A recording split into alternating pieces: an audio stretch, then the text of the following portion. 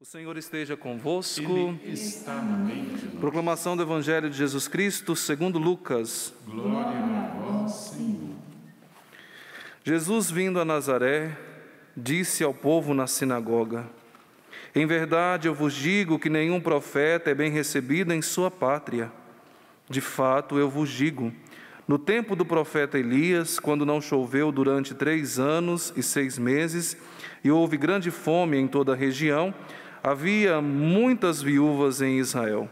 No entanto, a nenhuma delas foi enviado Elias, senão a uma viúva que vivia em Sarepta, na Sidônia. E no tempo do profeta Eliseu, havia muitos leprosos em Israel. Contudo, nenhum deles foi curado, mas sim Naamã, o sírio. Quando ouviram estas palavras de Jesus, todos na sinagoga ficaram furiosos. Levantaram-se e o expulsaram da cidade. Levaram-no até o alto do monte sobre o qual a cidade estava construída, com a intenção de lançá-lo no precipício.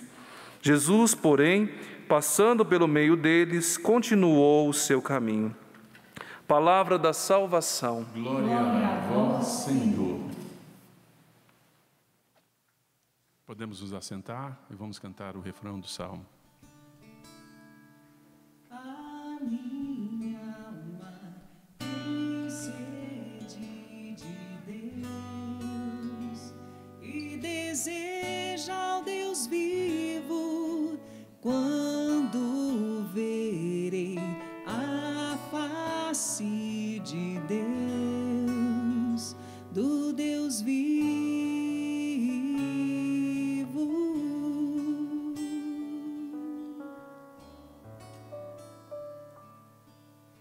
Louvado seja o nosso Senhor Jesus Cristo. Para sempre seja louvado. Meus caríssimos irmãos e irmãs, estamos na 3ª semana da Quaresma, graças a Deus. E hoje para nós é apresentada essa liturgia da palavra, principalmente começa aqui do Evangelho que acabou de ser proclamado, o Evangelho de São Lucas, que narrou para nós nesse capítulo 4, exatamente quando Jesus Cristo saiu da sinagoga e foi até Nazaré. Ou melhor, ele já estava em Nazaré na sinagoga, então, depois daquele encontro na sinagoga com o povo, alguns começaram a dizer a respeito de Jesus Cristo. Só para nós fazermos um retrocesso aqui na palavra de Deus, Jesus Cristo, quando ele entrou na sinagoga, ali ele deu o seu programa messiânico. Ou seja, ele colocou para as pessoas entenderem quem ele era e o que ele veio fazer neste mundo.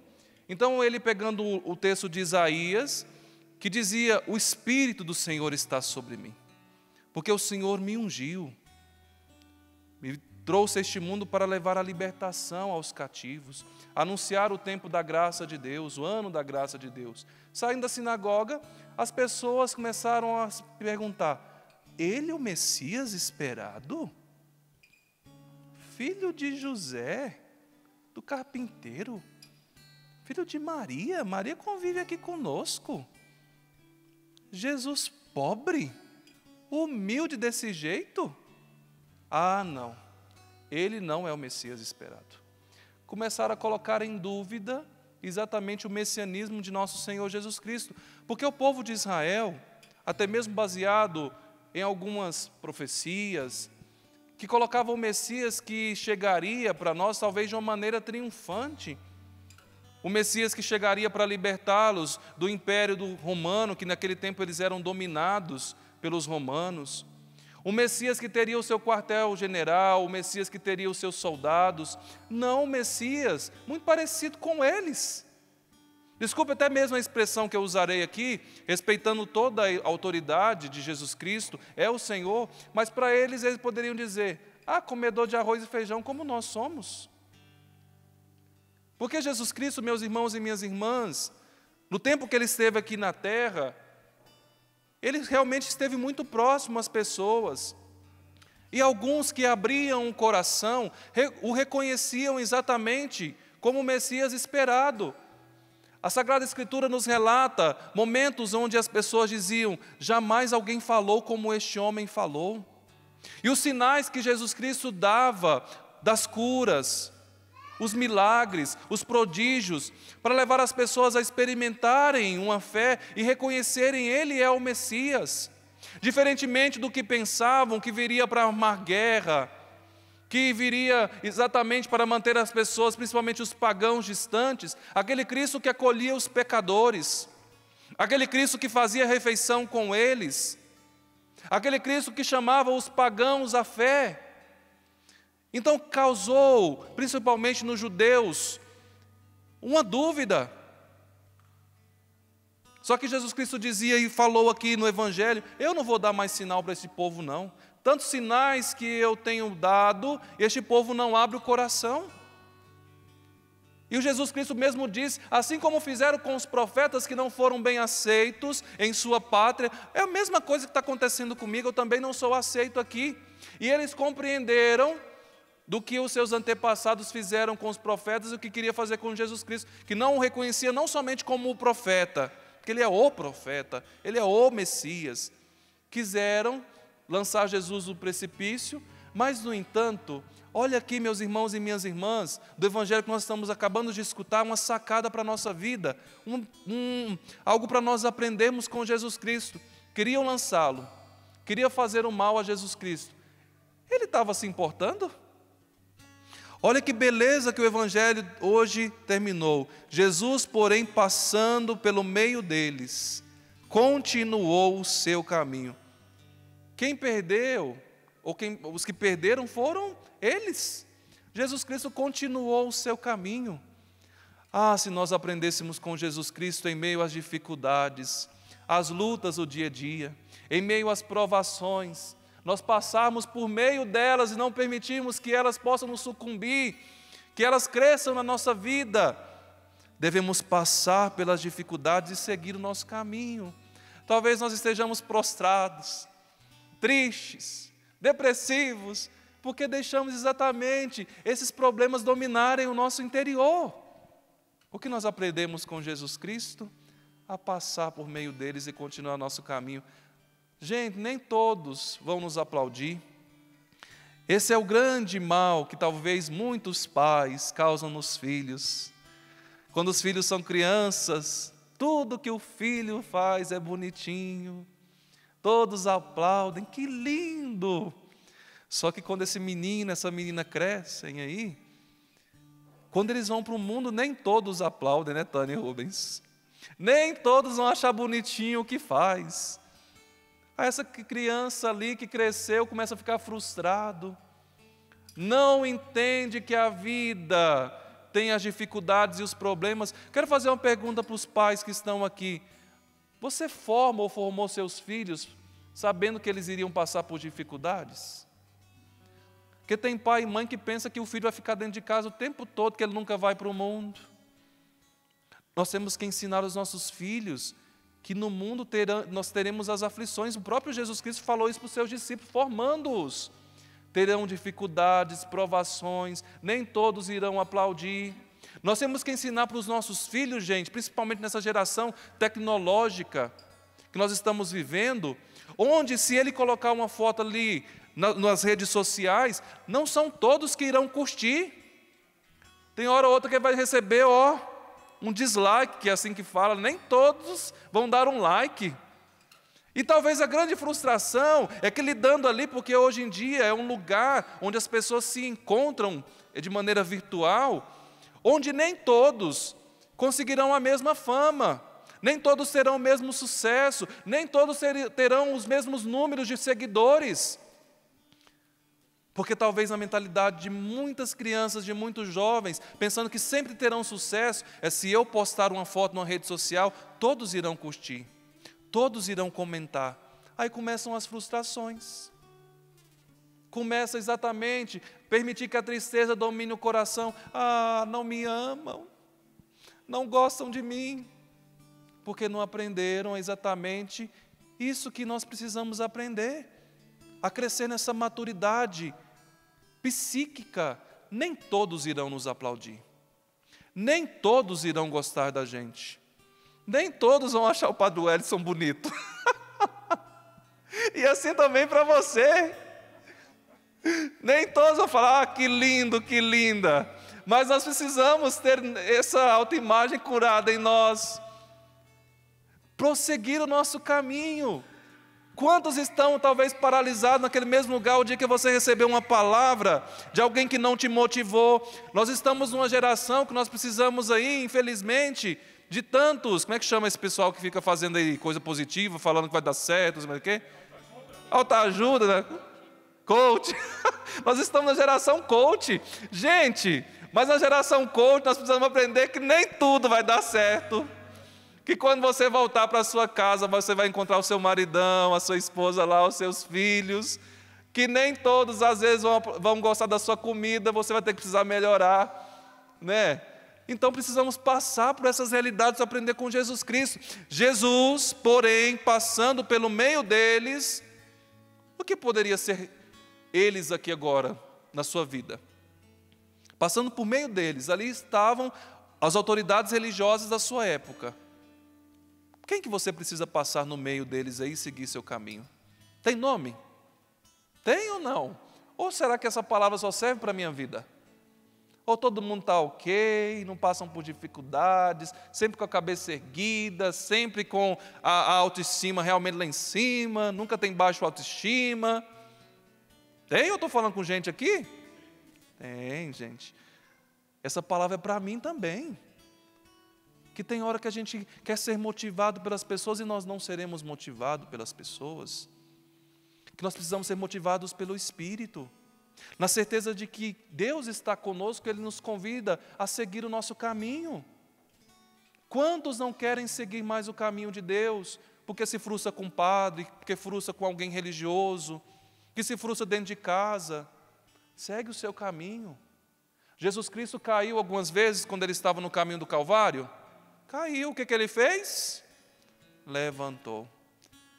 Quando a gente pensa, porque a gente está cheio do Espírito, está cheio de Deus, que nós não teremos as dificuldades, que hora ou outra nós não cairemos, que tem hora ou outra que a gente não dá vontade de ficar ali no chão, falar, não, desisto, já não dou conta mais não. Ai, mas Jesus me ensinou. Queriam lançá-lo naquele precipício, ele continuou o seu caminho, ele caiu, mas ele levantou. Gente, olhar para Jesus Cristo é ter um exemplo de como nós devemos viver. Sabendo que quem perdeu ali foram os que não o aceitaram. Valorize-se. Creia na força e no potencial que tem dentro de você, mas sabendo que nem todos, torna a dizer, vão te aplaudir. Nem todos. Alguns vão dar em você, melhor dizendo, um balde de água fria. O que você deve fazer? Continuar o seu caminho. Com isso, eu não estou dizendo que quando as pessoas nos corrigirem, quando não nos aplaudirem, em algumas realidades nós precisamos realmente aprender, porque talvez eu estou errado. O caminho que eu estou seguindo não é o certo, aprender também a ter a humildade de escutar. E por falar de humildade, nós vamos para a primeira leitura. Olhar hoje, Naamã, o chefe de um exército. Quando eu li essa palavra, esse texto bíblico, parece que eu dava vontade de dar risada. Eu falei, gente, o homem que comandou um exército, parece que o autor sagrado, parece que ele faz até uma ironia, é leproso, tem doença. Um homem que comandava um exército, um homem que venceu inúmeras batalhas, tinha uma doença. Mas aquela doença, gente, que doença bendita, que assim podemos dizer. Que lepra maravilhosa na vida daquele homem. Porque ele também precisava curar em si a imagem que ele tinha de Deus. E nós também precisamos aprender muito com Naamã, porque às vezes nós temos uma imagem distorcida de Deus, de Jesus Cristo, e nós queremos fazer de Deus, de Jesus Cristo, do Espírito Santo, da religião, de acordo com a nossa vontade. Olha o que ele disse aqui, que Naamã, sem ser humilde, quando ele chegou na casa ali do profeta Elias, como os homens de Deus são sábios, né? Em primeiro lugar, quem falou para ele sobre Elias? Uma empregada, mas uma empregada, uma mulher de fé. Uma mulher que estava ali, que foi pega, estava praticamente como se fosse num exílio, ela falou sobre Elias, que podia fazer alguma coisa por ele. E ele pensa que ele poderia, em primeiro lugar, comprar o rei, mandando os presentes. Não somente ele, mas aquele que ele estava subordinado. Vamos mandar presente para ele, porque ele vai receber esse presente e vai fazer alguma coisa. Quando o rei de lá recebe o presente, o que fala? Por acaso eu sou Deus para fazer alguma coisa por ele? Aí o que acontece? Elias aparece. Humilde, simples. Eu posso fazer alguma coisa por ele sim, para que ele saiba, para que ele tenha consciência que em Israel tem um profeta. Manda chamá-lo. Só que Naamã, quando foi chamado, ele pensou assim, eu sou importante. Olha, ele vai me receber com pompas. E olha o que ele falou aqui, no versículo 11. Eu pensava que ele sairia para me receber e que de pé invocaria o nome do Senhor, seu Deus, e que tocaria com sua mão o lugar da lepra e me curaria. Mas o que fez Elias? Elias não o recebeu. Ficou lá dentro da sua casa, bem tranquilo. E outra, Naamã, ele fez uma ideia de Deus, que às vezes nós temos uma ideia de Deus que precisa ser curada. Esse Deus que tem uma varinha, que faz pirim-pim-pim, que as coisas se resolvem, que não precisa da nossa parte, que não precisa de esforço. Ele estava ensinando ali a Naamã que nós não mandamos em Deus, não. Que é Deus quem deve nos conduzir, que é Deus quem deve direcionar a nossa vida. Nós, às vezes, até mesmo na nossa oração, quando nós estamos fazendo, nós queremos mandar em Deus. Senhor, faça isso. Eu estou pedindo agora, Senhor, no teu nome, o Senhor tem que fazer. E Jesus Cristo nos ensinou como que seja feita a tua vontade, Senhor. Como o Senhor desejar. Olha tantas pessoas que se aproximaram no Evangelho. Olha que oração bonita. Se quiseres, podes me curar. Gente, que humildade. Naamã não era humilde, não. Eu pensava que ele iria me receber e que ele faria uma oração, ele iria impor as mãos sobre mim e eu ficaria curado. Vou contar uma história para vocês muito próxima a nós. A tia Laura, uma mulher aqui da região, da cidade de Lorena, vizinha de Cachoeira Paulista, era uma senhora que tinha o dom de rezar pelas pessoas e as pessoas serem curadas. E até onde me contaram a história, que ela visitava muitas pessoas nos hospitais e que ela ficava ali compadecida e queria fazer algo a mais para as pessoas que estavam nos hospitais. Aí teve um dia que ela falou dessa inquietação ao Monsenhor Jonas Abib, na época, Padre Jonas. E o Padre Jonas, como ousado que ele é, falou assim, tia Laura, estende as mãos aí. Diz que ele rezou pelas mãos dela. E com isso, gente, ela começou a rezar pelas pessoas, as pessoas eram curadas. A história eu não a conheci, que ela tinha um dom de ciência apuradíssimo, né? O Padre Jonas com ela ia para São Paulo, para as grandes capitais, as maravilhas que Deus realizava através da tia Laura. E até onde me contaram a história que teve um bispo, que tinha muito problema na coluna, andava com seu fusquinha, um dia foi em Lorena para a tia Laura rezar por ele. O bispo pensava que a tia Laura iria fazer aquela oração poderosa, iria orar no Espírito, não. E a tia Laura falou assim, está com problema? Ela rezou um Pai Nosso e uma Ave Maria por ele. Aí disse que aquele bispo saiu revoltado, entrou naquele fusca, Pai Nosso, Ave Maria, eu sei rezar. Mas só que olha a fé num Pai Nosso e numa Ave Maria. Aquele bispo não tinha se dado conta que quando ele entrou no Fusca, que ele tinha dificuldade para entrar no Fusca, já não estava mais com aquelas dores. Foi curado, gente, com o Pai Nosso e com a Ave Maria.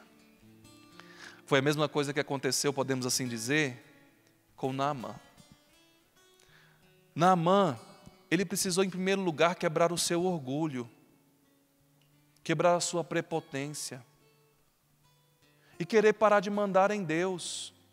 E saber acolher a providência do Senhor, que estava ali na sua frente. Você já viu que às vezes nós não valorizamos o que está do nosso lado, o que nós temos? Meu Deus do céu, aquele padre vai celebrar a missa hoje? Essa pessoa vai pregar hoje? Meu Deus, lá eu tenho o Farfar, eu tenho o Rio Abana, E eu vou ter que me sujeitar em descer nesse riozinho sujo aqui, e por 7 vezes. Só que o profeta não arredou e falou para ele: tem sim. E um companheiro de Naamã falou assim: olha, Naamã, se o profeta mandasse você fazer coisas difíceis, você não faria? Ele mandou você banhar no rio, está pertinho, banha, homem. Para de rolo. E ele vestiu a humildade e teve que se banhar. O que aconteceu depois do banho? Aquele homem começou a ter uma pele como de uma criancinha. 7 mergulhos. 7 na Sagrada Escritura é o número da perfeição, da plenitude. Era um número simbólico, mas ao mesmo tempo, naqueles 7 mergulhos, naqueles 7 banhos, Naamã tinha que aprender muita coisa. Em primeiro lugar, a fé. Nós precisamos mergulhar também para aprendermos a fé. O primeiro mergulho ele aprendeu a fé.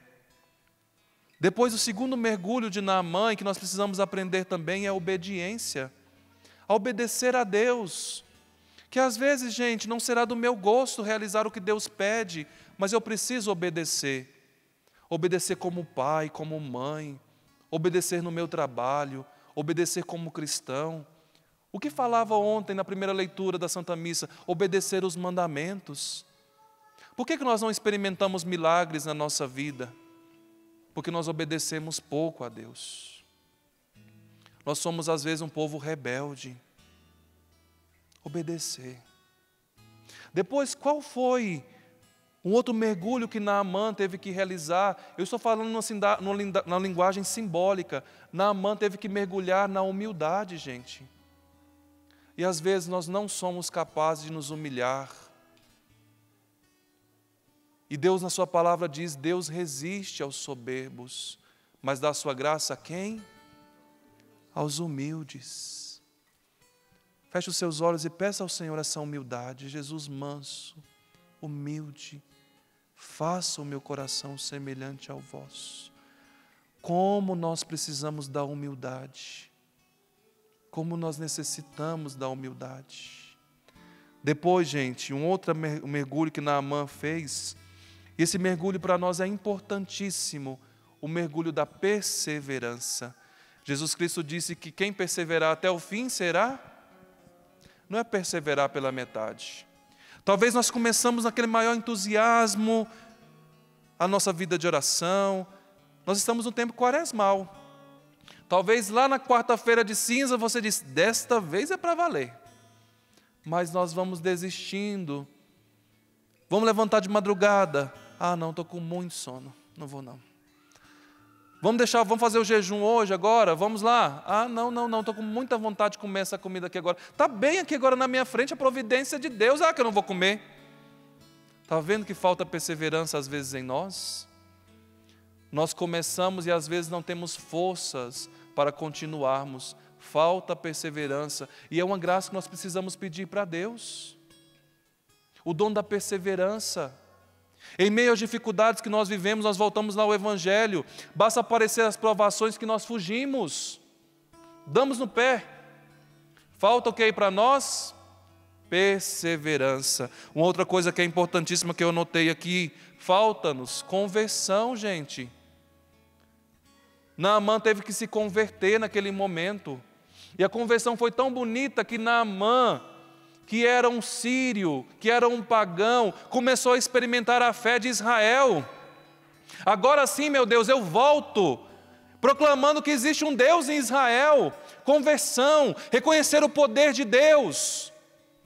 Depois, 2 palavras que são importantíssimas para nós, para eu encerrar. Naamã teve gratidão e com isso ele recebeu a vitória que ele esperava.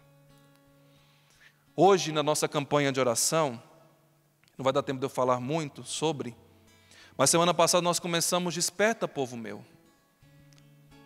E a semana passada nós entendemos por que nós precisamos despertar. Despertar, lavar, nos vestir. E hoje fala Desperta, Povo Meu, hoje exatamente o tema Desperta, Povo Meu, para o louvor. Nós somos um povo que às vezes parecemos demais com um povo no deserto, reclamamos de tudo. Fez sol, reclamou. Faz chuva, reclamou. Que tinha ali o maná, reclamava porque já estava enjoado. Tinham as codornas, reclamavam. Nós às vezes reclamamos demais, gente. E é próprio de quem é soberbo, de quem não é humilde, reclamar. Quem é simples, tem sempre um louvor nos lábios. Sabe ver as maravilhas de Deus em tudo que está acontecendo. Tudo concorre para o bem dos que amam a Deus. Nós temos uma música antiga na Renovação Carismática, que dizia assim: mas é no louvor que Ele age, fazendo o quê? Transformando nossos corações. Mas é no louvor, deu até rouquidão agora, que a sua presença faz o quê? Nos cura e nos traz o amor, o amor. Mas é no louvor que Ele age, transformando os nossos corações. Mas é no louvor que a sua presença nos cura. No louvor, o Senhor nos cura. Temos que ter uma atitude, meus irmãos e minhas irmãs, de louvor a Deus. Que nós sejamos despertados na gratidão, sabendo que Deus cuida de nós, sabendo que tudo concorre para o nosso bem. Nós não louvamos as realidades difíceis que acontecem, mas nós louvamos um Deus que está acima de tudo.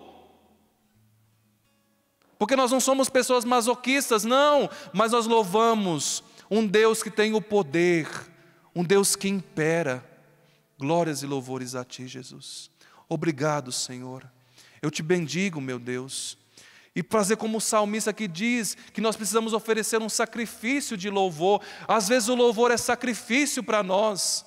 Agradecer, meus irmãos e minhas irmãs, se torna um sacrifício, mas nós precisamos agradecer, sabendo que Deus pode, que no louvor Ele nos cura, que no tempo certo Ele há de se manifestar. E por que nós não louvamos? Porque nossa realidade com Deus às vezes é de um Deus que tem que fazer tudo o que eu quero, e no tempo que eu quero, na hora que eu quero. Quando nós aprendemos a louvar, meus irmãos e minhas irmãs, nós damos o poder que Deus tem realmente. Quando nós louvamos, meus irmãos e minhas irmãs, nós aceitamos a vontade de Deus na nossa vida. Que de todo mal aparente Deus tira um bem extraordinário. Mas precisamos aprender a louvar.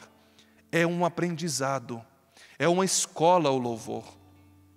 Se eu fizer agora com vocês uma experiência e pedir para vocês ficarem de pé e começar a louvar, você verá que logo, logo esgotarão as palavras dos nossos lábios. Porque nós não somos um povo acostumado a louvar. Nós somos um povo acostumado a pedir. A pedir, a pedir, a pedir, a pedir. E nós não reconhecemos essas maravilhas que Deus já fez por nós. Gente, se Deus não nos curar, Ele já fez maravilhas porque Ele nos cura para a eternidade. Se Deus não der aquilo que nós estamos pedindo, meus irmãos e minhas irmãs, Ele diz que no céu tem tesouros reservados para nós. E nós precisamos aprender a louvar o Senhor. Desperta, povo meu, para o louvor, para a adoração. Que façamos a nossa casa, como Jesus Cristo disse ontem no Evangelho: a minha casa é uma casa de oração, então é uma casa de louvor.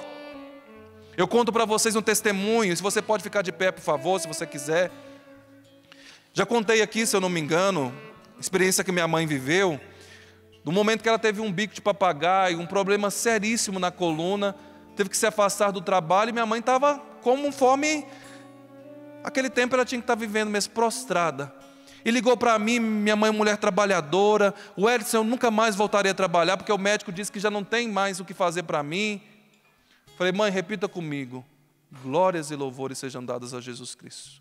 Vamos agradecer a Jesus Cristo. Agradecer, não pela doença, mas agradecer por aquilo que Ele poderia realizar e pode realizar. Moral da história: minha mãe voltou a trabalhar, tem as suas dores, mas continua a vida. Para quem não poderia lavar uma vasilha, está lá cuidando dos netos, a minha irmã que está agora recuperando da gestação.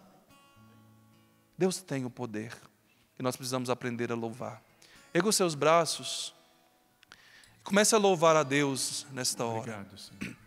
Lance palavras de gratidão ao Senhor. Lance palavras de gratidão por você estar aqui nessa Santa Missa, por você escutar essa palavra, por eu escutar também, por essa Santa Missa, por essa Eucaristia que daqui a pouquinho nós receberemos, porque o Senhor nos deu esse dia de hoje como presente para nós, porque Ele nos deu o sol. Nós louvamos ao Senhor porque Ele tem nos dado saúde, porque Ele tem nos dado proteção. Muito obrigado, Senhor. Muito obrigado porque o Senhor tem colocado pessoas boas nos nossos caminhos. Obrigado, Senhor, porque o Senhor nos deu uma igreja maravilhosa. Obrigado, Senhor, porque o Senhor nos deu padres para perdoar os nossos pecados, Senhor. Muito obrigado. Muito obrigado, Senhor, porque o Senhor tem nos dado forças para o trabalho. Muito obrigado, Senhor, porque o Senhor tem nos dado saúde. Muito obrigado, Senhor, porque o Senhor nos deu uma família. Talvez, Senhor, não seja a família que eu planejei, que eu pensei, mas obrigado, Senhor, porque o Senhor está cuidando de tudo. Obrigado, Senhor, porque o Senhor me deu uma comunidade carismática, uma comunidade que vivencia a fé. Muito obrigado, Senhor. Muito obrigado porque o Senhor colocou cada um de nós nesse santuário, tendo pessoas para tocarem esses instrumentos. Obrigado, Senhor, porque essa luz pode nos iluminar agora. Obrigado, Senhor, pela TV Canção Nova, que leva essa palavra a tantos lares, a tantos corações. Senhor, nós te louvamos. Senhor, nós te bendizemos. Nós te glorificamos por esse dia das mulheres. Nós te glorificamos, Senhor, meu Deus, pelas maravilhas que o Senhor tem realizado na vida de cada uma, Senhor. Muito obrigado. Muito obrigado por aqueles que se recuperam agora, Senhor, da Covid-19. Obrigado, Senhor, por aqueles que agora são liberados da UTI. Nós te louvamos, Senhor. Nós te bendizemos. Nós te glorificamos, Senhor. Nós te damos muitas graças, meu Deus. Bendito seja, adorado seja, Senhor. Glórias a Ti, meu Deus, glórias a Ti. E vamos cantar, meus irmãos, escutando esse chamado de Deus, para nós cada vez mais estarmos firmes, de pé, na Sua presença, louvando, adorando, confiando e vivenciando este amor de Deus que por nós é grande, é tremendo, é imenso. Desperta, povo meu. Desperta, povo meu, para o louvor e adoração.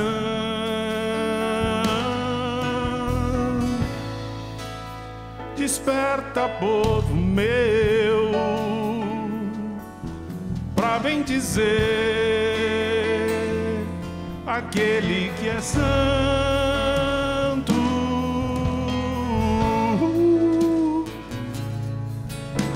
Desperta, povo meu, pois quero restaurar-te.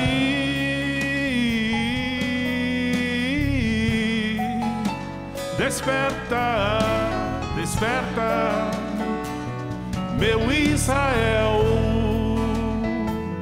meu amado. Precisas confiar em mim.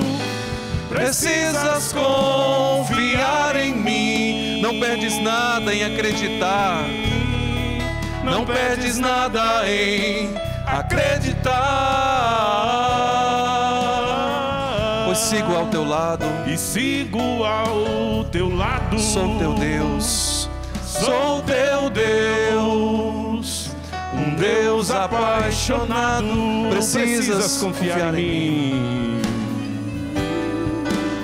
Precisas confiar em mim. Não pedes nada em acreditar. E sigo ao teu lado. Sou teu Deus, um Deus apaixonado. Precisas confiar em mim. Precisas confiar em mim. Não pedes nada em acreditar. E sigo ao teu lado. Sou teu Deus, um Deus apaixonado. Louvado seja nosso Senhor Jesus Cristo. Para sempre seja louvado.